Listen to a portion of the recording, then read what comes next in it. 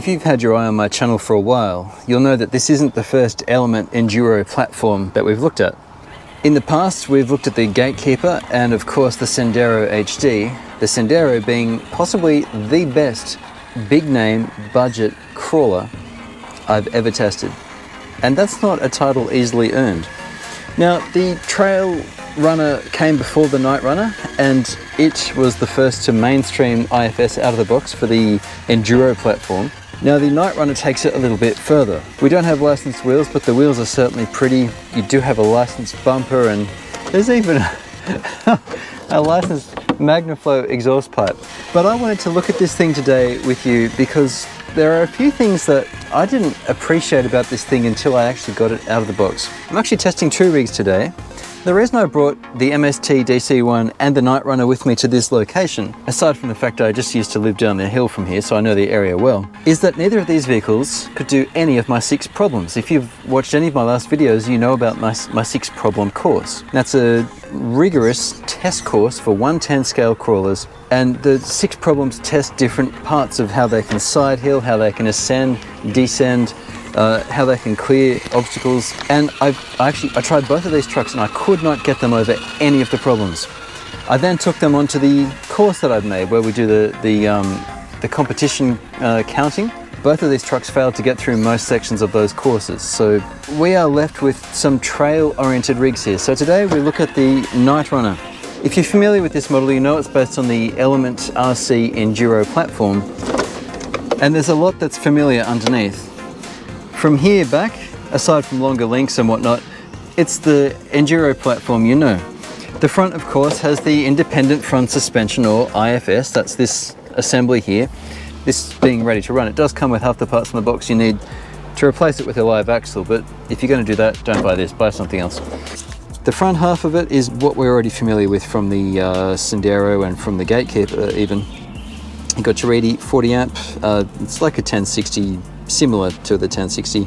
You've got your Stealth X with the 6%, roughly 6%, 5.83 I think it is, overdrive to the front, and you can stick a different gear in there to get 11. There's the 16 turn 5 pole and the receiver box, which is well water resistant, including the little silicon gasket, so it's, I hesitate to say it, but this is submarine ready if you wanted to do that, but don't do it. And the servo's the same as what they use in the Sendero and others. It's your 1523 MG. This is not a rock crawler though, even though we have the 1.55 version of the general grabbers, which in my tyre test on the 1.9s, you may recall, did really well for OEM tyres. Really good. These are still very good, and the foam might be a little hard in the front, but only just. They're good tyres. But the problem here is, you can see from my driving, there's some chunked out plastic. This thing is not a rock crawler. It's first and foremost a trail runner, but it also can do light crawling. And up here today, we're at a place called Temple Ridge Reserve. We've got a big hill, and this reserve goes from, it's like a triangle. It's kind of like the shape of Tasmania actually. And so we're going to take this over some of the rock problems I know about on this hill, because it's the kind of thing that you're going to encounter when you're driving. But I have a few, I'm about to frame some criticisms here. Just keep in mind when I do this, that this is a great rig. The Enduro platform is a great platform. This is a brand name, capable machine that has earned its reputation. But I do have some issues with it. One, there's no interior. Why is there no interior? They've made such a big deal about this body, and look, it is pretty. It's an unlicensed Tacoma body, but I mean, it is quite pretty, but there's no interior. If you're going to release a truck that's all about the body, because really it is, it's that in the IFS, there should be just a little Lexan interior, a couple of seats. It's just one mold you could do. It would have a dash, floor pan, seats, console in the center, rear seats, done. And you know, you could even make it the one paint scheme with 4 stickers on it. Yeah, I wish they'd done that, because looking in here you can see the battery and the wires and even the ground through it. Oh, that's a disappointment. I'd also would have liked to have seen wheel wells. There aren't any, and so when you're looking at it from this angle, okay, that's fine, but as soon as you're looking at it from this kind of angle here, and you can see the sky through the windows There's no wheel well, there's no interior. It leaves it feeling a bit like an empty little skeleton. These side pans certainly help, but it still feels like a fairly empty skeleton. It's just a frame with the mechanicals on it and a body slapped on top. Now the other thing is this rooftop camper assembly, which is a nice, it's not TPU, but it's kind of like a nice soft rubbery plastic. You need to assemble this, and it takes a little while, like 10 or 12 minutes. It's not just a few screws, I think it was 12 screws and a bunch of, you have to cut some, like poke some holes in the body as well, so be prepared for that. It's not just screwing this thing together, you need to actually poke 6 holes in the tray. But once that's done, okay, you've got these little tiny finger breaky body clips. They need to come off, all 4 of them, before you can get to the 2 rear body retention pins. So getting this thing off is actually quite a pain. And just using these out on the trail means 1, it's painful, and 2, you drop that, you got 8 of them. You drop that and you're kind of, well, you're in a little bit of trouble. Not a lot of trouble, but a little bit. It's annoying. The gatekeeper had a frame. You can see the frame on my review video, but the beauty of it was it had a hinge system in the front. You undo the rear thing and the whole thing just goes whoop, just like that, and it was beautiful. You can get to the entire interior. I would have liked to have seen the sliders be part of this body and to rest on another little bit of plastic there, and you could have your body pins come through, but just have something in the rear underneath and a hinge in the front so you can just pull the whole thing out. So this thing's a pain to open up. That's probably my number 1 criticism, and my second criticism is the lack of interior and wheel wells. I wish they'd done that. So my complaints are design niggles, let's say. They're absolutely not deal-breaking criticisms, because it's still a really nice truck, and I've driven it quite a bit already before this review. We've got some scuffed up plastics and you know, things are chunked out. As far as damage goes, most of the worst of it was from when I was trying to actually crawl this thing on my course. The tires are good, but the geometry of this rig is such that you're not going to be using this as a crawler. Oh, and the other minor thing is these mirrors keep popping out. It's on both sides. And I should also note that you had to poke 2 holes in the front for this snorkel to go in too. But yeah, this is held on with a body pin on the inside, but they don't sit very well. When I'm driving, they just keep constantly looking like that, just popped out, which is, you know, slightly disappointing. So there are a few little things I would have liked to have seen done differently on this. The bumper is also quite loose. It's held in by just 2 screws on, it's a fairly standard post through the mount mechanism, which is fine, but it's just little things. Oh, and the last thing I noticed also with the body was, if you want to tow with this thing, you're going to have to drill your own hole. It does have shackle points and the mount for the hitch, which is a standard box shape, which is fine, but there's no pre-drilled hole, so you'll need to drill your own hole to get the retention screw through. That ends my list of minor, and they are minor, but minor complaints with this thing. The stuff I really like about it is how pretty it looks. It's also nice and low. It's got a nice profile because it's a road kind of car, you know. It doesn't have anti-roll bar or sway bars, which you often see on IFS systems and IRS. Anything that has these independent systems for speed, when one goes up, the other one gets kind of brought up as well. That's what a sway bar does, and that helps keep the body down so that you're just maintaining traction. That's what they do. It stops the body from rolling. If one goes up, it stops the whole thing from rolling outward, and it increases your traction, and they kind of work in tandem. With a live axle in the rear, which is like the vehicle that we're filming from right now, this is the IFS 100 series Land Cruiser. It's the only one where you could get the beautiful 1HD FTE turbo engine, which is just a peach. It's one of the best production engines ever made. I could go on about that car. It's a live axle rear and IFS front, but it has torsion bars. This has coils and shocks. So I've got shocks on mine, but torsion bars like my BC8. This thing has coils. You're not really going to be driving this fast. And look, I did try some fast kind of turnarounds. It does actually turn better, which it should, because IFS, even without roll bars, anti-roll bars, is going to handle better on the road. This kind of thing is designed for speed. This kind of assembly here is designed for articulation and off-road nous, let's say. So You can tip it if you try hard enough. the hint was in its forerunner's name, Trailrunner, and in IFS. This thing screams trail truck. It is not a crawler, but it can do some crawling. So let's get out there. We want to see how this thing does on the trails, and there are some nice little rock formations in here too, which I'd love to get onto, so let's go and do that.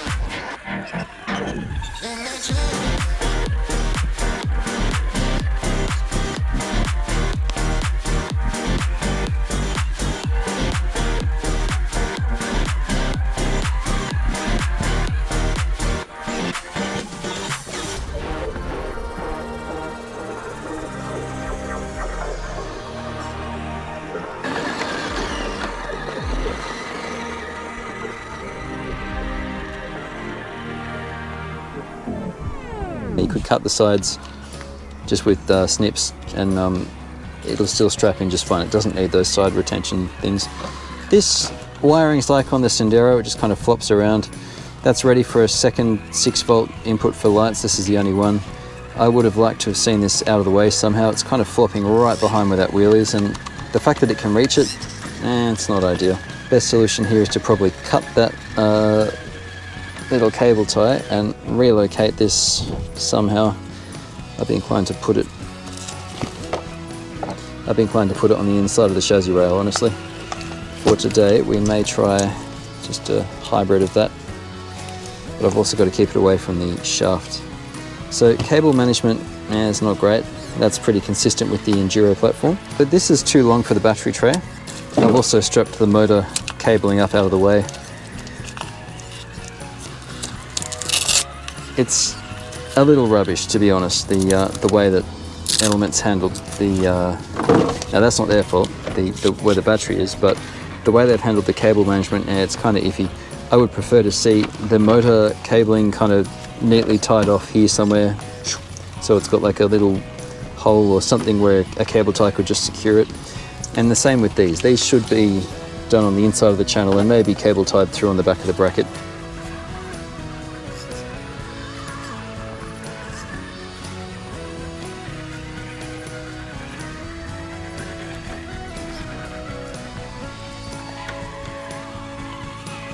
Now before we do this little section of rock here, I will say that this is a challenging section that a lot of proper rock crawlers can't get up. Usually it's a question of geometry or tires. We know the grabbers are good, so will the IFS stop this machine from getting up the flat rock? Well, it might. Let's find out. TRX4 can do it if the weight's right, but not in stock form, I know that.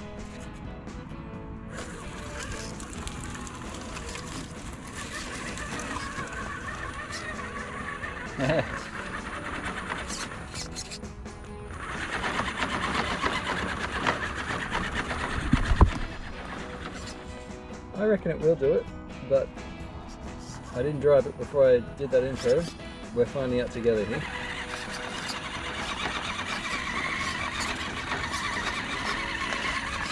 Because I think it's a question of tyres, honestly.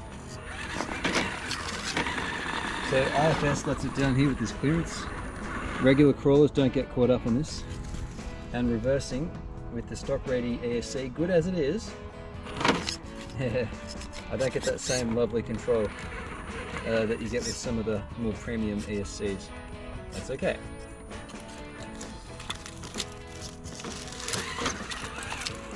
Now this second section, most trucks won't get up. This is really steep.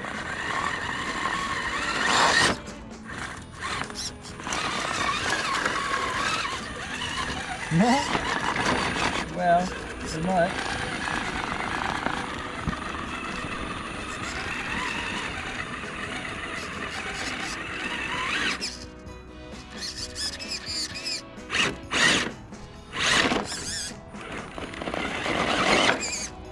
Kind of cheating, coming out the sides. Yeah, alright. Ahoy!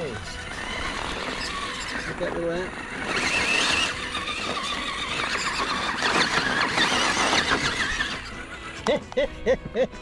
Now this isn't a licensed body, so we can't say, oh what a feeling. We'll say, my, that's a feeling.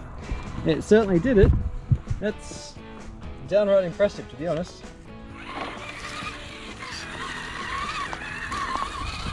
Rubber makes a big difference. We know this from a recent video when we did the EMO AT4 versus the TRX4. And the rubber on the grabbers is really good. There, the grabbers are good. We know this from our tyre test. I haven't used the 1.55s before, but it's the same compound, I understand. Definitely the same tread, just a smaller tyre. As long as clearance isn't a problem where we're getting stuck there, or where IFS can get kind of jammed on rocks, as long as that's not a problem, the tyres really do the heavy lifting. And so we see this thing making it up rocks that are genuinely challenging for many crawlers. So that's a huge plus in my book. The tyres make up for some of the shortcomings of the IFS system. And it's certainly fun on the trail, that's for sure.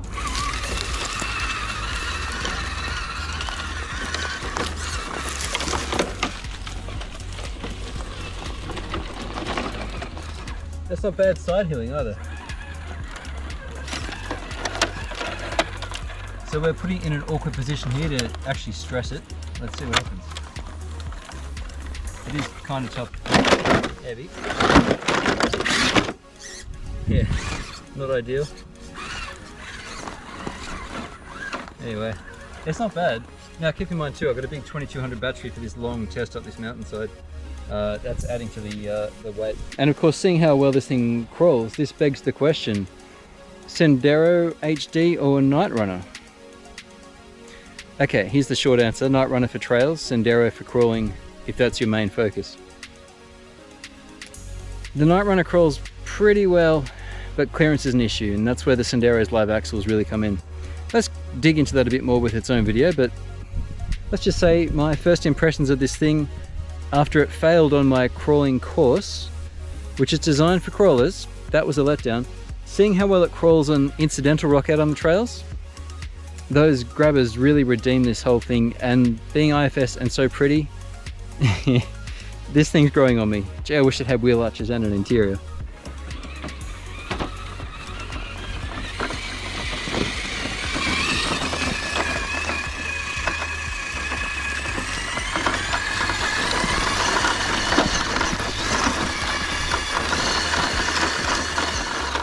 It turns pretty well.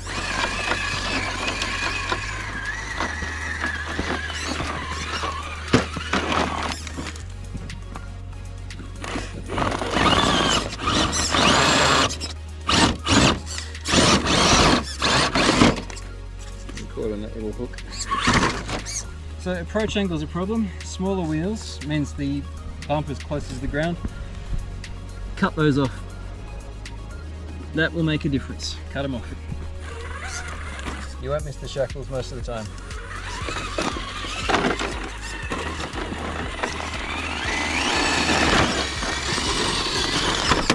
The other thing we need to do is trim.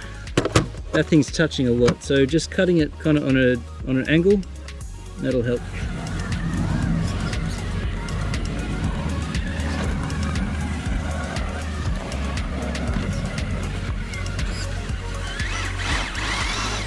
With its little 1.55 wheels and tyres, super pretty, got some body issues, but overall I really like this truck.